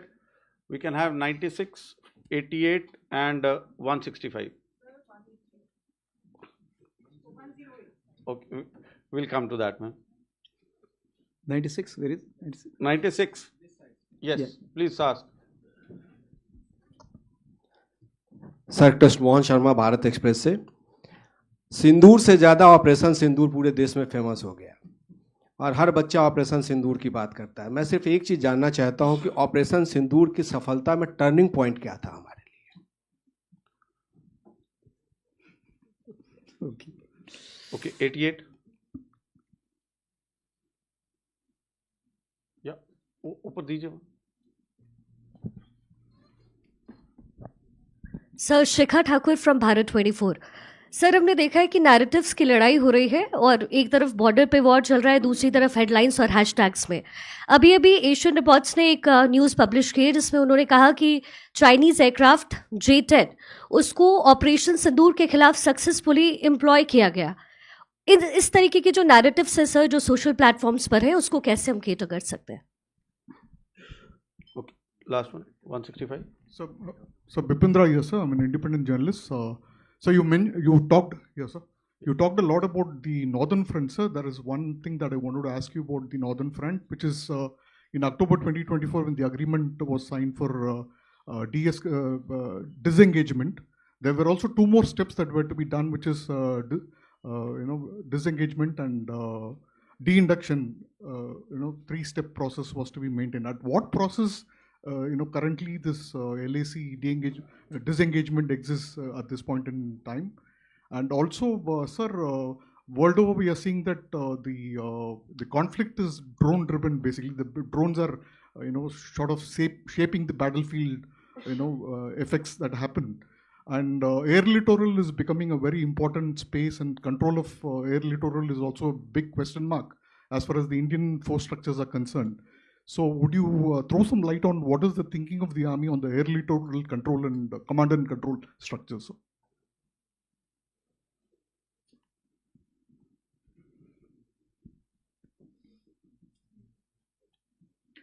So 88 Bharat 24। आपने पूछा था कि ये जो बहुत सारी खबरें आ रही हैं सोशल मीडिया में, इसको आप काउंटर कैसे करते हैं? जहाँ तक ये सवाल है, सबसे बड़ी चीज़ ये है कि बहुत सारी चीज़ों पे अगर आप ना भी रिएक्ट करें तो भी चल जाएगा, क्योंकि वो सोशल मीडिया पे ही रह जाएंगी।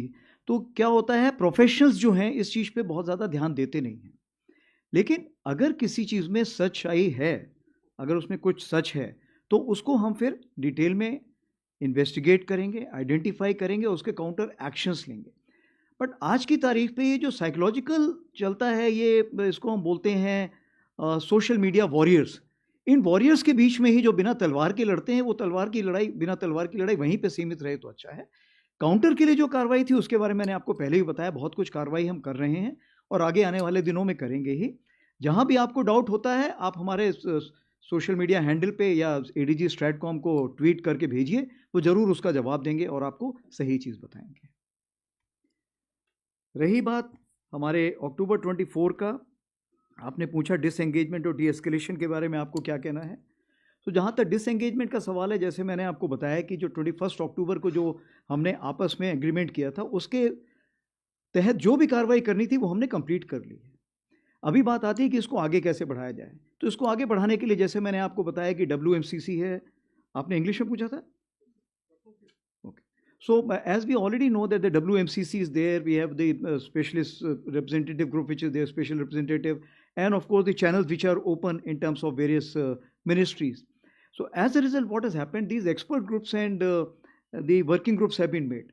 Now we are waiting for the outcome of this expert group and working groups.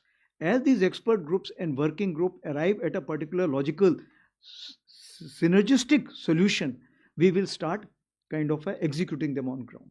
So we are just awaiting those kind of instructions. This will take some time and we are ready to wait. The second question which you had is drone and air littoral. So like I told you that 97% of the airspace as far as the air littoral is concerned is being used by the Indian Army. Therefore, it is mandatory for the Indian Army to look at how to control that. What we have done that we have UCC, and this UCC, this control center which is there, Unified Control Center, we are keeping it at the division level. Now, this Unified Control Center, which is a division level, is not only kind of a coordinating the drones which military is using it, that is the Army, Navy, Air Force. It is also looking at which is being used by the CAPF. Is it also looking at the drones which is being used by the drone Didis? It is also looking at the drones which is being flown for the agriculture purposes and also for reconnaissance or even for the medical or even, let's say, Amazon and others which are flying the drones. So during the conventional operations or during the heightened gray zone, this UCC will come into play.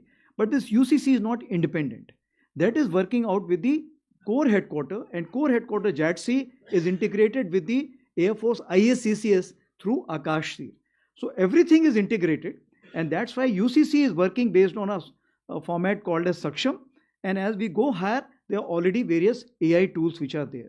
So all these are at a nascent stage for the time being. As they mature, we will see which is the software which is best suited for us, which has got more integrity in terms of being produced in-house, which is scalable. So based on this, those softwares will be utilized, and artificial intelligence from generative will become agentic at later stage. With this, we come to the end of the question and answer there's session. a turning point. I think who was this turning point? Yeah. आपने पूछा कि op सिंदूर में turning point क्या था? मेरे हिसाब से turning point जो था, दो स्टेज पे देखना चाहिए आपको. सबसे पहले टर्निंग पॉइंट तो ये था जो 22 मिनट की हमारी जो हमने टेरर टारगेट्स पे जो स्ट्राइक की थी, उस 22 मिनट से सबसे पहले तो क्या हुआ था कि जो उनका डिसीजन मेकिंग साइकिल था अपोजिट साइड का, वो बिल्कुल हिल गया था. एंड उन्हें वक्त लगा समझने में, एंड चूंकि वक्त लगा तो जिसके हाथ में जो आया, किसने पत्थर फेंकना शुरू कर दिया, किसी ने ड्रोन, किसी ने मिसाइल, तो अफरा तफरी ऐसी मची हुई थी उस तरफ कि उनको समझ में नहीं आया क्या कार्रवाई हो रही है. और ये जो मिस मैनेजमेंट उस तरफ से हुआ था, उसको हमने कैलिब्रेटेड रिस्पॉन्स दिया, ताकि हम लड़ाई को आगे नहीं बढ़ाना चाहते थे, क्योंकि हमारा जो पॉलिटिको मिलिट्री एम था वो हमने पा लिया था. दूसरा जो टर्निंग पॉइंट था, जो मैं शायद यहाँ पे खुले में ना बता पाऊँ, बट 10 तारीख को सवेरे कुछ ऐसे निर्देश तीनों सेनाओं को दे दिए गए थे कि अगर ये लड़ाई आगे बढ़ती तो इसमें क्या होना था, वो जिसको समझ में आना था उसकी समझ में आ चुका था. तो चूंकि उसके समझ में आ चुका था, इसीलिए फिर जैसे कि 9:30 के आसपास हमारे DGM उस टाइम गई साहब थे, वो यहाँ बैठे हुए हैं, और उस चीज़ को मद्देनजर रखते हुए, उस चीज़ को समझते हुए, क्यों उनके पास सेटेलाइट से एक पूरी खबर थी कि कौन सा शिप, कौन सा स्ट्राइक कोर या पिवट कोर या कौन सा एयरक्राफ्ट कहाँ मूव कर रहा है. इस सारी खबर को जब उन्होंने, जिसको हम बोलते हैं कनेक्टिंग द डॉट्स, जब उन्होंने डॉट्स कनेक्ट किए तो उन्होंने बोला अभी समय आ गया है, इस लड़ाई को यहाँ पे रोकना उचित होगा, उनके लिए फायदेमंद होगा. Thank you.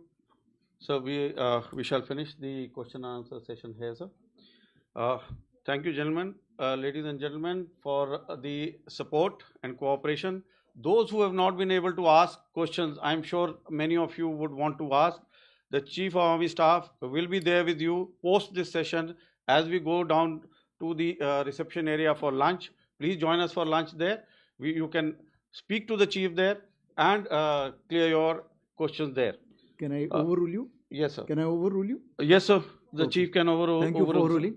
108 here and 160 here. Thank you, sir. Women empowerment. Thank you very much, sir. So the lady gets the last word, also. All right, Sir. ma'am, can you just hold? So we'll start with the veteran, that's 154. 154. Then the two ladies can have the last word. Sir, I'm Lieutenant Colonel Umang Kohli. Served under your command also when you were the Northern Army Commander, sir, in the IW. I work for India Strategic. I'm the executive editor. Sir, my question to you is, we are seeing that the rocket forces, Russia has decided to raise a rocket force just like China. And there is a lot of buzz about the rocket force being raised. Do we think that now is the time that we should have a separate rocket force as well? And secondly, sir, we've been having the GDP, it's connected, sir. Okay, GDP is 1.9% defense budget is 1.9% of the GDP. What would be your wish list? What figure would you put if you had to, sir? Thank you so much. Yes, please, ma'am. So this is Sangeeta Saxena, Editor, Aviation and Defense Universal. Sir, just one question. We had talked so much about transformation and reform. So when will we be able to tell our granddaughters, my granddaughter, that yes, you will be join the army, beta, you will command 1 paras, 9 paras, 7 paras. So when do we get women into the infantry, sir?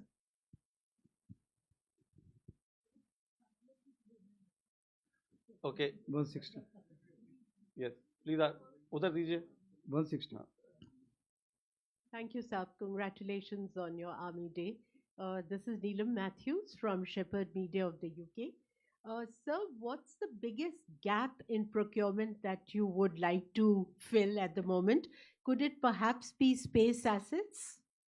Thank you. Come again, sorry. What is the biggest gap in procurement that you would like to fill ASAP? And could it be space assets by any chance? Thank you.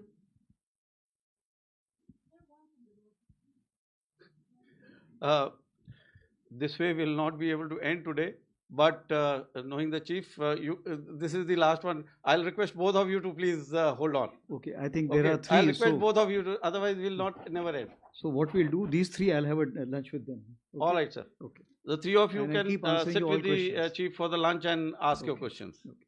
So I'll take on as far as the first question, 160, what you've asked is, Ms. Matthew, the gap which is there, and could it be space assets also? So as far as the gaps are concerned, what is the maximum gap if you're looking at the technology imbibement in whatever equipment we have and networking of all this equipment what we have. That's why if your backbone and architecture is not there, every equipment which is working in isolation. It is not giving me the mass effect. It is massing itself but not giving the mass effect.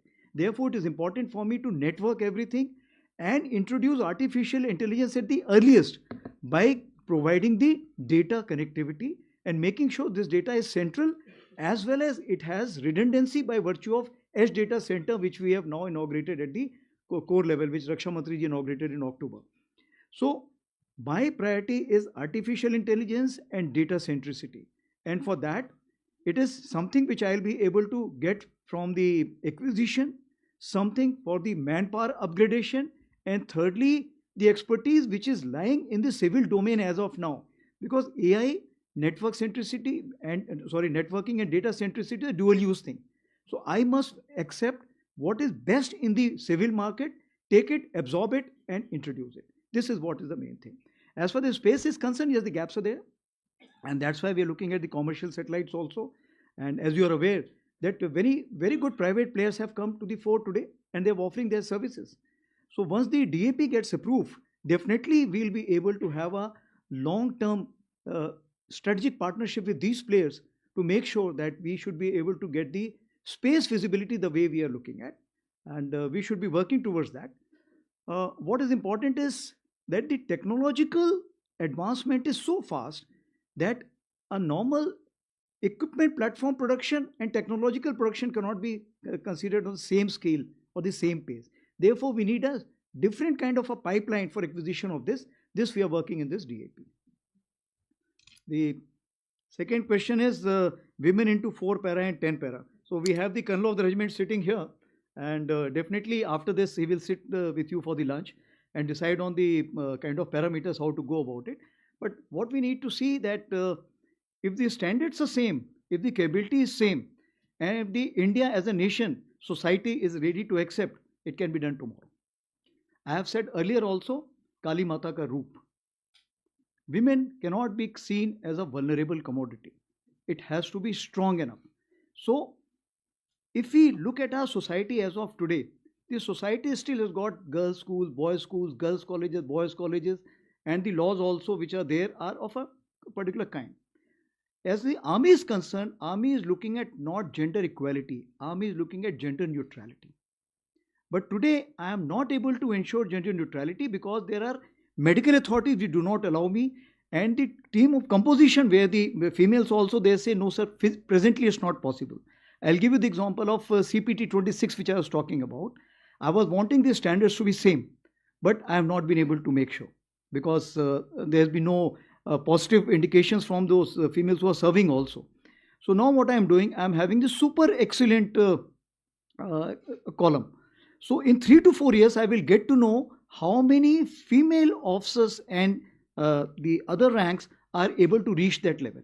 If they're able to reach that level, definitely we will open up firstly the supporting arms which are not open, and then the arms, and then of course the special forces. So it's a social change, it's a sequential change, it is a welcome change, but it is gender neutral. Now the third question was rocket force and GDP. So as far as the rocket force is concerned, you had asked. As far as the rocket force concerned, yes, like I said, it is a requirement. Rather, I'll call it rocket cum missile force because you have to mix of both.